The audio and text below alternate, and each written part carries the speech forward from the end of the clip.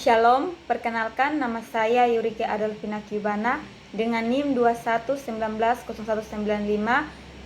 Di sini saya akan membahas proyek akuntansi sektor publik. Pada proyek pertama kita akan membahas tentang permasalahan yang dihadapi bangsa Indonesia dalam upaya memperbaiki kinerja sektor publik dan berikan alternatif solusinya. Jadi dalam menghadapi permasalahan yang ada di sini ada beberapa permasalahan. Yang pertama korupsi, yang kedua kualitas pelayanan publik yang rendah, yang ketiga ketidakmerataan pembangunan, serta biaya birokrasi yang tinggi. Dari permasalahan yang ada terdapat alternatif dan solusi yang dapat diberikan, yaitu yang pertama penguatan sistem pengawasan, penegakan hukum dan kesadaran akan tanggung jawab yang dimiliki.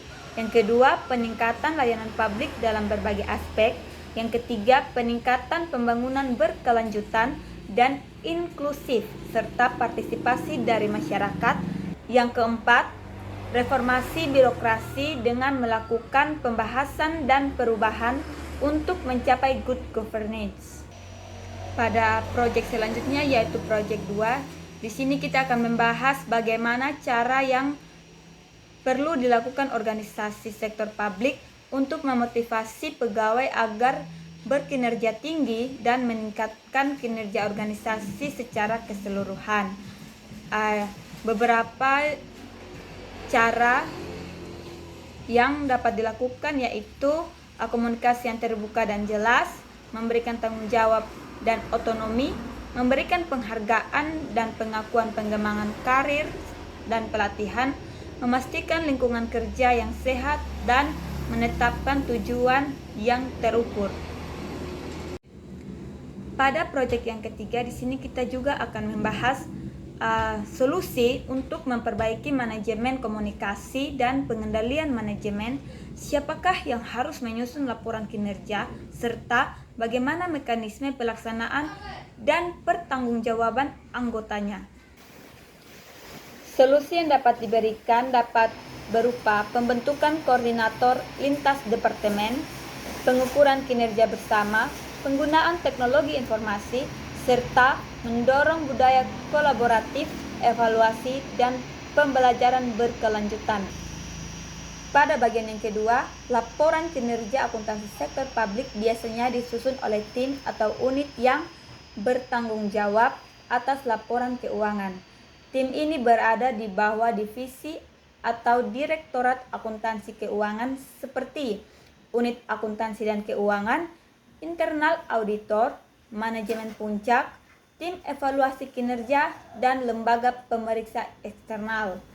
Pada bagian yang ketiga yaitu mekanisme pelaksanaan dan pertanggungjawaban anggaran, terdapat 5. Yang pertama perencanaan anggaran, yang kedua pelaksanaan anggaran, yang ketiga pelaporan dan monitoring, yang keempat evaluasi dan audit, yang kelima laporan pertanggungjawaban.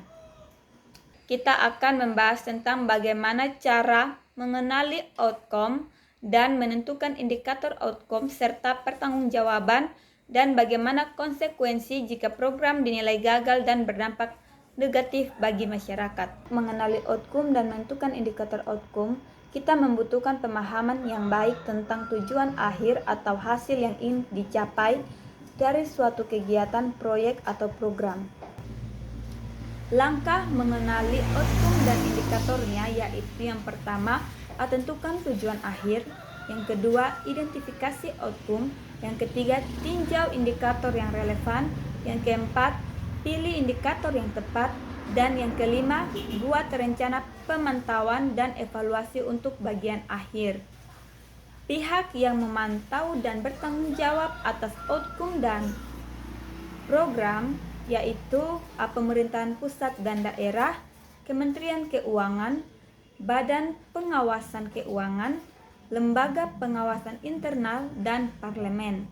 Jika program outcome yang gagal akan menghasilkan dampak negatif bagi masyarakat.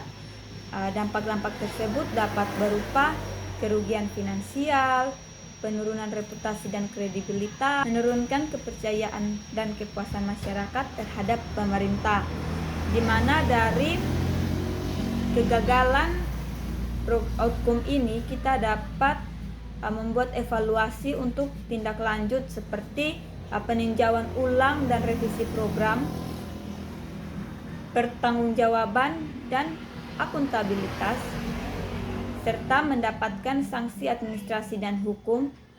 Dan yang terakhir, kita harus reformasi dan pembenahan sistem serta pemulihan dampak negatif. Jelaskan perbedaan efisiensi teknis dan efisiensi alokatif. Bagaimana cara memperbaiki dan jelaskan perbedaan pengukuran efisiensi pada perusahaan bisnis dan organisasi sektor publik.